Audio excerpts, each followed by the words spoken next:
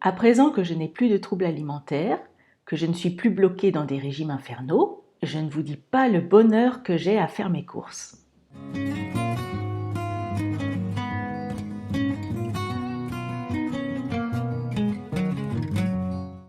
Maintenant que je suis rétablie, je repense à la façon dont je faisais mes courses autrefois et je la compare à la façon dont je les fais à présent.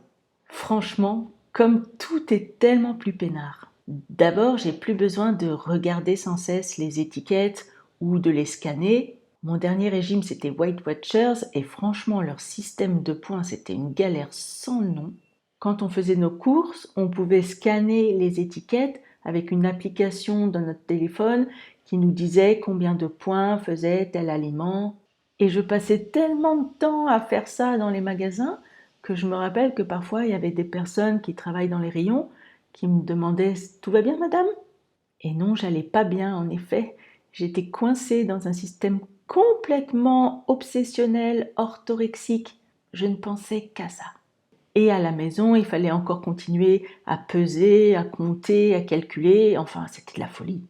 Et aujourd'hui, quand je prends un aliment, sans avoir besoin ni de le scanner ou de regarder l'étiquette ou de l'examiner, je me dis quel bonheur. Fini tout ce stress. Aujourd'hui, quand je choisis un aliment, c'est juste parce que j'en ai envie, c'est tout.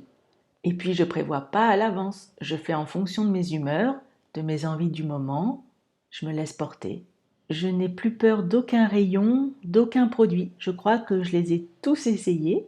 Je les ai tous challengés, comme on dit. Aujourd'hui, il n'y a aucun aliment qui me soit interdit ou inconnu. Et c'est vrai que effectivement, à présent, je traîne plus tellement du côté des chips ou des sodas, mais pas parce que c'est interdit, je me suis tout autorisée, mais parce que j'en ai vraiment plus envie. Mon corps les a eus, il en a mangé plein, et à présent, il a plutôt envie d'autre chose. Aujourd'hui, c'est mon intuition et mes sensations qui me guident. Mon mental ne rentre plus en jeu. J'ai une amie qui, elle aussi, a souffert de troubles alimentaires et qui m'a raconté qu'autrefois, elle était parfois obligée de carrément sortir du magasin tellement les courses pouvaient l'angoisser et la stresser. Aujourd'hui, pour nous deux, c'est devenu un lieu de plaisir et même de distraction. Je me sens amusée par les articles que parfois j'ai pas encore essayés et je me dis tiens, c'est quoi ça et si on essayait? Faire les courses aujourd'hui, c'est me faire plaisir. Sauf au tout début de mon rétablissement, je me rappelle, parce que j'avais un peu peur que la caissière ne fasse des remarques sur la quantité de biscuits et autres que je mettais sur le tapis roulant. Et des fois, j'inventais que j'avais un neveu qui venait dormir chez moi le soir. Et en fait, un jour, je me suis rendu compte qu'elle s'en foutait complètement. Aujourd'hui, je me fais plaisir comme on ferait plaisir à un enfant, justement. Je me sonde intérieurement et je me pose la question, aujourd'hui, de quoi tu as envie? Qu'est-ce qui te ferait plaisir? Est-ce que ce truc-là te fait envie? À chaque fois, je m'interroge et j'essaye de ressentir si la réponse c'est oui ou non. Parfois, je regarde un aliment et je détourne la tête immédiatement et je me dis ah non, pas ça. Et si ça arrive, justement, je prends l'aliment en question parce que ça veut dire que je ne l'ai pas encore challengé. Je prends tout ce qui me fait plaisir. Il y a pire comme programme. C'est tellement libérateur et c'est tellement jouissif et surtout je me prends tellement moins la tête qu'avant. Cette abondance dans mes choix entraîne une abondance dans mes placards et la maison est devenue tellement plus joyeuse qu'à l'époque où il n'y avait qu'un yaourt nature et une pomme dans le frigo. Franchement, c'était hyper triste.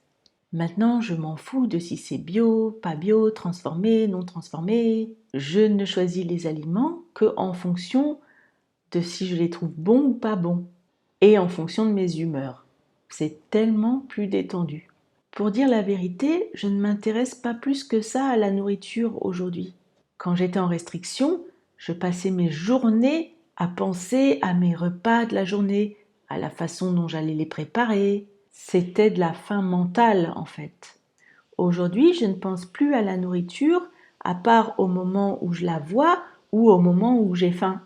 Je n'ai pas vraiment d'idée à l'avance, sauf si j'invite des gens. Je n'ai pas vraiment de liste.